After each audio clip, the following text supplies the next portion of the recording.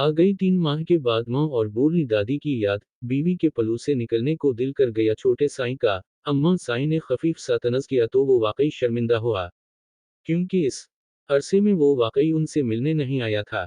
मुआफ नून कीजिएगा अम्मा साईं कुछ मसरूफ था। वो उनके सामने काट पर बैठा। तुमने अच्छा नहीं किया मीर हादी, बख्तावर के साथ नाइंसाफी हुई है। मुमताज बेगम ने पहलू बदलते कहा। मैंने इससे इजाजत ली थी अम्मी साईं, वो सुकून से बोला। छोड़ दो उसे मीर हादी, हम उसे कभी अपनी बहू तस्लीम नहीं करेंगे, अम्मा साईं ने कहा तो उसने खिड़की के पार देखा। वो मेरे बच्चे की मां बनने वाली है। मीर हादी ने कहा तो दोनों सास बहू को सांप सूंघ गया था मगर चेहरे जरूर खुशी से तमतमाते दहक उठे थे। लेकिन अगर आप लोग कहते हैं तो मैं उसे छोड़ देता हूँ, वो संजीदगी से बोला। जानता जो था ये खबर सुनकर कौन कमबख्त उसे ऐसे मशवरे देगा, बल्कि वो तो उसे हवेली लाने को तरफ जाएंगी। हुआ भी यही। मुमताज बेगम कुछ कहने लगी जब अम्मा साईं ने उनके कंधे पर हाथ रखा। वो भी पोते का दाव समझ गई थीं, इसीलिए बोली। अभी तो तलाक होगी, नहीं तो जब बच्चा पैदा हो जाएगा बच्चे को हम बख्तावर की गोद में डाल देंगे, फिर छोड़ देना उसे। वो सुकून से बोली मगर मीरबादी का धुआं धुआं होकर सफेद पड़ता चेहरा देखकर जरूर मुस्कुराई थी। क्यों मैं किसी मजलूम की आही बद्दुआएं अपने सर क्यों लूं? एक तो मैं उसे छोड़ूं, ऊपर से इसके जीने का आखिरी सहारा भी छीन लूं। कभी नहीं उसे छोड़ा तो बच्चा भी उसी को मिलेगा। समझे आप लोग? वो भी राना मीर हादी तन्हा दांत पीस कर बोला, मगर उनको अब मुस्कुराते देख इन्हें न रूठेपन से घोरा। वो झटके से उठकर जाने लगा जब अम्मा साईं की बात ने इसके कदम वहीं मुंजमद कैसे थे। अपने दादा और बाबा को खुद बताना जैसे हमें बताया, हम नहीं बताएंगे।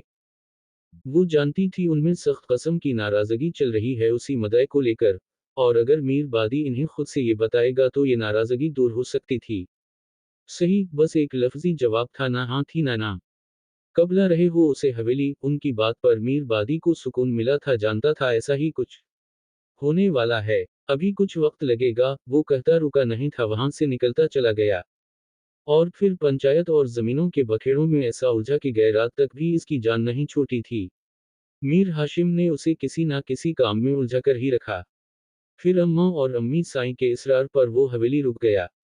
वो इसका इंतजार करती रही थी, मगर इसके मैसेज करने पर कि वो आज रात नहीं आ पाएगा परेशान तो हुई, मगर फिर खुद को तसल्ली देकर लेट गई।